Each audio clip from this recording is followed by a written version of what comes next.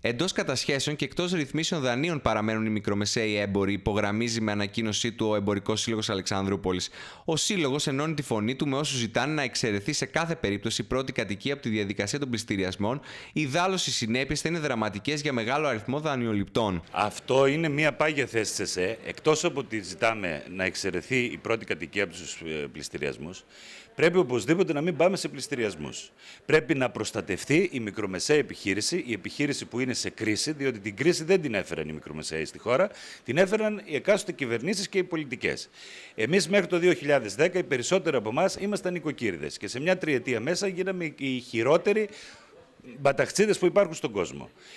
Το λιγότερο που μπορούν να κάνουν για μας, τουλάχιστον να σώσουν τα σπίτια μας. Τα σπίτια της περιουσίας των γονιών μας, τις περιουσίες της δικές μας και τον κόπο που κάναμε τόσα χρόνια. Το ότι δεν πήγαν καλά οι τράπεζες, γιατί θέλουν να δίνουν ορτοδάνεια, θέλουν να δίνουν διακοποδάνεια και όλα αυτά. Και τώρα καλεί το ελληνικός λαός να πληρώσει τις βλακίες των τραπεζών, εις βάρος όλης της κοινωνίας. Έχουν κλείσει τους κρονούς προς το εμπόριο, που αυτό είναι η μόνη ελπίδα ανάπτυξης και σωτηρίας της χώρας. Και παρόλα αυτά σκέφτονται να πληστηριάσουν και την πρώτη κατοικία. Είναι πλέον απαραίτητο, σύμφωνα με τον εμπορικό κόσμο, να θεσπιστεί ο όρος υπερχρεωμένη επιχείρηση και αυτή να χαίρει ευεργετικών ρυθμίσεων και διατάξεων, όπως συμβαίνει αντίστοιχα στην περίπτωση των υπερχρεωμένων οικοκυριών. Μόνο έτσι θα διακοπούν σε κάποιο βαθμό τα λουκέτα και οι επακόλουθες απολύσεις εργαζομένων. Εμείς λέμε ότι όλο αυτό πρέπει να το δούμε μαζικά. Να οριστεί όπως το υπερχρεωμένο νοικοκυριό και η υπερχρεωμένη επιχείρηση, με τις δυνατότητες σημερινές του καθενός να δούμε τι μπορεί να πληρώσει, διότι τα δάνεια που έχουμε πάρει και τα κεφάλαια κίνησης που μας δίνανε αφιδώς κάποια στιγμή βάσει του τζίρου και του κύκλου εργασιών των επιχειρήσεων, αυτά σήμερα είναι φανταστικά ποσά και δεν πρόκειται να ξανασυμβούν ποτέ στην Ελλάδα. Λοιπόν, ας το ξαναδούμε σε νέα βάση, να δούμε τι μπορούμε να πληρώσουμε, αντί να πουλήσουν στα ξένα φανς τα δάνεια στο 30% της αξίας, ας το συζητήσουν με εμάς. Αυτά που προτείνουμε είναι πράγματα που γίνονται σε όλο τον κόσμο.